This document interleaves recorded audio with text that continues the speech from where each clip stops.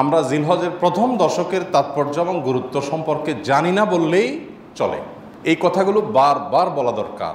আমি আপনাদেরকে উদাত্ত আহ্বান জানাতে চাই, আপনারা এই কথাগুলোর ফেরিওয়ালা হয়ে যাবেন, এই কথাগুলো অন্যের কাছে পৌঁছে দিবেন। জিলহজের এই 10টা দিনের ইবাদত করলে আল্লাহ তাআলার কাছে এটা যত প্রিয় হয়, অন্য কোনো সময় ইবাদতে আল্লাহ তাআলার কাছে এত প্রিয় না।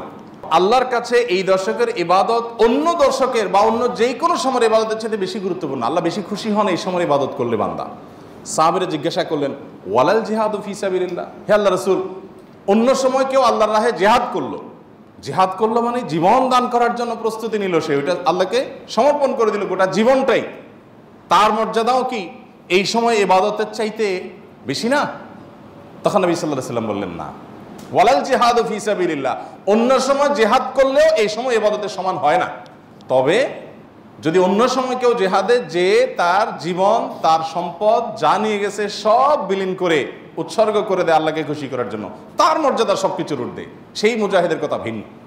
বাকি সাধারণ জিহাদের চাইতেও এই দশকের ইবাদতের মর্যাদা আল্লাহর কাছে অনেক বেশি। ভাইরা আমার, আমি খুব আকুতি করি সব জায়গায় সব সময় যে এই দশকের ইবাদত আমরা সাবকন্টিনেন্টের মানুষ আমরা জানি না। আমাদের মানুষকে জানাতে হবে, জানাবার জন্য কিছু কাজ করতে হবে। সাহাবীদের কেউ কেউ এই দশক শুরু হলে এই দশকের 10টা স্পেশাল আমল আছে, এই আমলগুলো করবার জন্য কেউ কেউ বাজারে চলে যেতেন, উদ্দেশ্য অন্যদেরকে জানানো। তো সেই দশকের আমলগুলো আমরা করবো তো ইনশাআল্লাহ। আমি সংক্ষেপে বলছি আমলগুলো কি কি। নাম্বার 1, আল্লাহকে বেশি বেশি স্মরণ করা, জিকির করা। আল্লাহ সুবহানাহু ওয়া তাআলা কোরআনে কারীমে বলেছেন, উযকুরুল্লাহ ফি আইয়ামিন মা'দুদাত, নির্দিষ্ট দিনগুলোতে তোমরা আল্লাহর জিকির করো, বেশি বেশি স্মরণ করো, আল্লাহর স্মরণটা বেশি বেশি হবে। এখন স্মার্টফোন, এটার এঙ্গেজমেন্ট আমাদেরকে আল্লাহর স্মরণ তো পরের কথা, দুনিয়ার অন্য কোনো কিছু স্মরণ করতে দেয় না। এজন্য এটা নিয়ন্ত্রণ করা ছাড়া মানুষ কখনো মুত্তাকি হওয়ার কোনো সুযোগ নাই। নেক্সট সূরাতে শয়তান আসে যে আমি তো ওয়াজ শুনি মোবাইলে, নেক্সট সূরাতে শয়তান আসে আমি তো কোরআন তেলাওয়াত শুনি। আরে ভাই, ওয়াজ শুনেন আর কোরআন তেলাওয়াত শুনেন, প্রত্যেকটা জিনিসের একটা লিমিটেশন আছে। ফরজ নামাজ চলে যাচ্ছে, আপনি মোবাইলে কোরআন তেলাওয়াত শুনতেছেন, সব হবে না গুনাহ হবে। আপনি ওয়াজ শোনার নাম দিয়া আজে বাজে জিনিসও দেখছেন, চান্সে এসে যাচ্ছে চোখের সামনে, ক্লিক করে দেখে ফেলছেন, তাহলে আপনার জন্য এই মোবাইল টিপাই জায়েজ নাই, কারণ আপনি নিয়ন্ত্রণ করতে পারেন না। ভাইরা আমার, এই দশকে আল্লাহর স্মরণ যেন হয়, সেজন্য অন্য সময়ের মতো বিশেষভাবে স্মার্টফোনের নিয়ন্ত্রণ খুব বেশি জরুরি, খুব বেশি জরুরি। আল্লাহ আমাদেরকে তৌফিক দান করুন। আল্লাহর স্মরণ কিভাবে করবেন? যত প্রকার জিকির আছে সেগুলো করবেন, কোরআন তেলাওয়াত, সকাল সন্ধ্যার জিকির, উঠতে বসতে জিকির, দোয়া, সেগুলো পড়বেন বেশি বেশি। আর স্পেশালি বিশেষভাবে একাকী বসে চিন্তা করবেন, আল্লাহ তাআলা আমাকে সৃষ্টি করেছেন, কত মানুষ আছে যা আমার মতো নেয়ামত পান নাই, আল্লাহ তাআলা আমাদেরকে কত নেয়ামত দিয়ে রেখেছেন।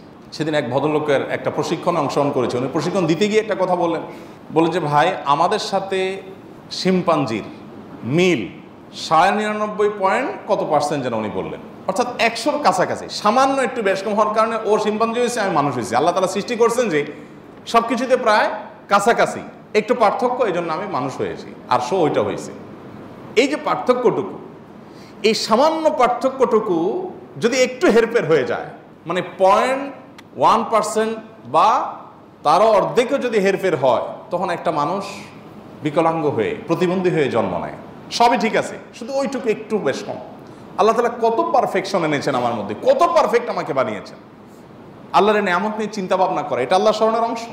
সেদিন এক ডক্টরের কাছে গেলাম, প্রফেসর, সিনিয়র মানুষ, তিনি দীর্ঘ সময় আমাকে বোঝাতে লাগলেন বিভিন্ন বিষয়, আল্লাহ কিভাবে আমাদেরকে সৃষ্টি করেছেন। আমি তো সায়েন্সের ছাত্র না, মুগ্ধ হয়ে গেলাম শুনে, সুবহানাল্লাহ, কিভাবে সম্ভব? আমরা যে খাবার গ্রহণ করি সেগুলো কতগুলো ধাপে মল হয়ে, মূত্র হয়ে আমাদের শরীর থেকে বের হয়, তার আগের ধাপগুলো কি, কিভাবে এগুলো আল্লাহ রাব্বুল আলামিন এইভাবে সেট করলেন। এটা এইভাবে কাকতালীয়ভাবে হতে পারে না কোনো পরিকল্পনা ছাড়া। মলদার সম্পর্কে বললেন যে মলদার নিচে, এখানে আল্লাহ পিঠে দিয়ে দিতেন, বুকে দিয়ে দিতেন, তাহলে আপনি কিভাবে আপনার শরীরের আবর্জনাগুলো বের করতেন? কত কঠিন হতো। পারফেক্ট জায়গা আল্লাহ সেট করেছেন। আবার সেটাকে এমনভাবে আল্লাহ তাআলা তৈরি করেছেন যে মলমূত্র এমনিতে বের হয়ে যায় না, ওটা বন্ধ থাকে। আবার যাতে বের হওয়া সহজ হয় তার জন্য পানি যতটুকু প্রয়োজন মলের সাথে ততটুকু দেওয়া হয়, আঠালো পদার্থ তৈরি হওয়ার ব্যবস্থা করা হয়, না হলে এটা ছিঁড়ে যাবে, ফেটে যাবে। মানে কত কিছু যে আছে। প্রায় 2.5 ঘন্টা, আমি একটা রোগী, আমাকে উনি 2.5 ঘন্টা সময় দিলেন। অবশ্য রাতে, অন্য রোগী ছিল না কেউ, সব শেষ রোগী ছিলাম আমি। 2.5 ঘন্টা উনি আমাকে বোঝালেন এবং আমি মুগ্ধ হয়ে গেলাম, সব ভুলে গেছি আমি কাজ কাম বাদ দিয়ে। সুবহানাল্লাহ। বললেন যে ভাই, আল্লাহ তাআলা কি নিয়ামত আপনার ভিতর দিয়ে রাখছে, আপনি এটা বুঝেন তো আপনার কপাল সিজদায় অবনত এমনিতেই হয়ে যাবে। তো আল্লাহর স্মরণের অংশ হিসাবে এগুলো, যে আল্লাহর কুদরত নিয়ে চিন্তা করা। আর সব বাদ দেন, আল্লাহ আমাকে হাত পা সুস্থ রেখেছেন, কত মানুষ অসুস্থ। সাধারণ নেকামলগুলো বেশি বেশি করবেন।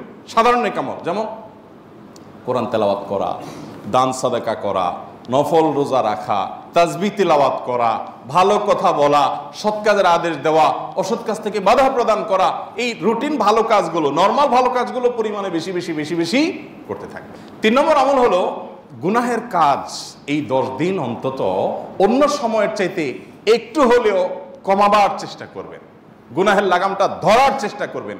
কারণ এই দশক মর্যাদার দশক, এই দশক আমলের দশক।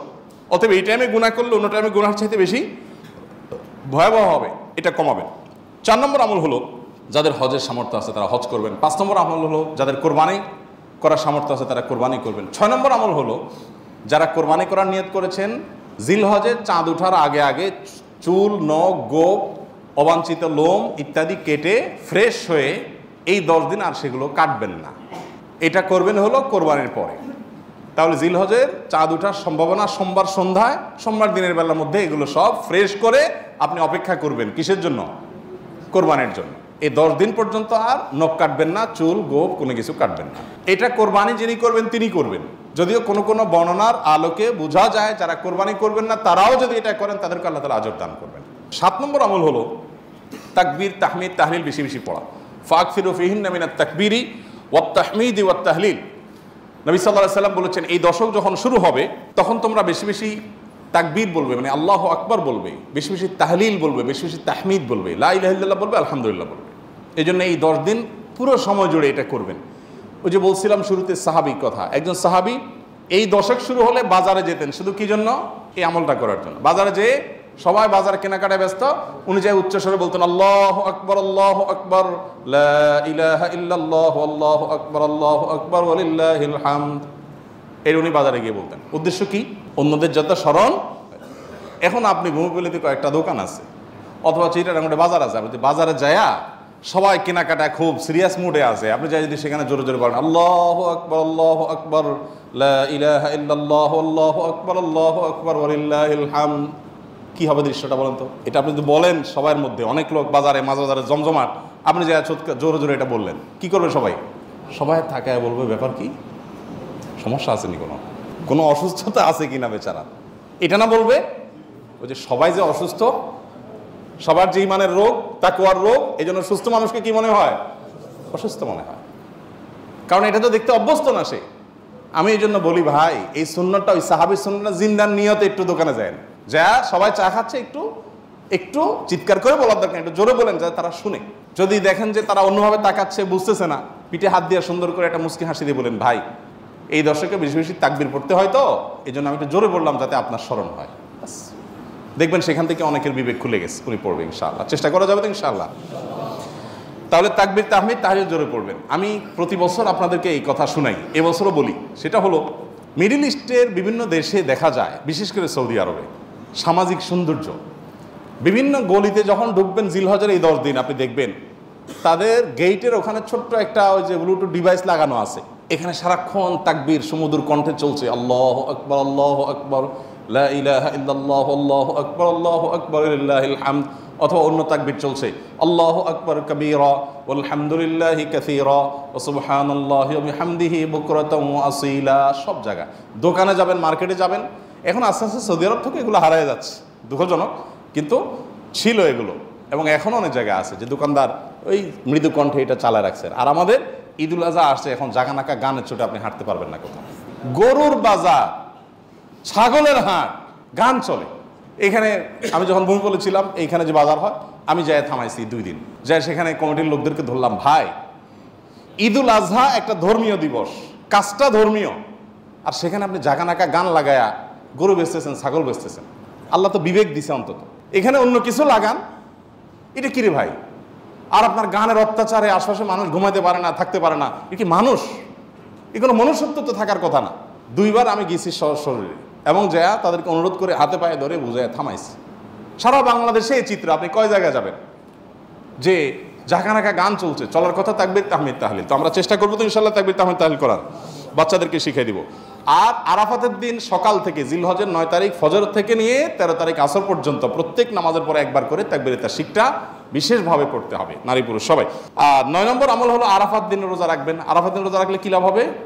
1 বছর আগের আর 1 বছর পরের অগ্রিম, পরের বছর যদি বাঁচেন সেটারও ছোটোখাটো গুনাহগুলো আল্লাহ তাআলা মাফ করে দিবেন। আর 10 নম্বর আমল হলো ঈদুল আজহার সকল সুন্নতগুলো আদায় করবেন। চেষ্টা করবো তো আমরা ইনশাআল্লাহ। আল্লাহ আমাদের সবাইকে আমলের তৌফিক দান করুন।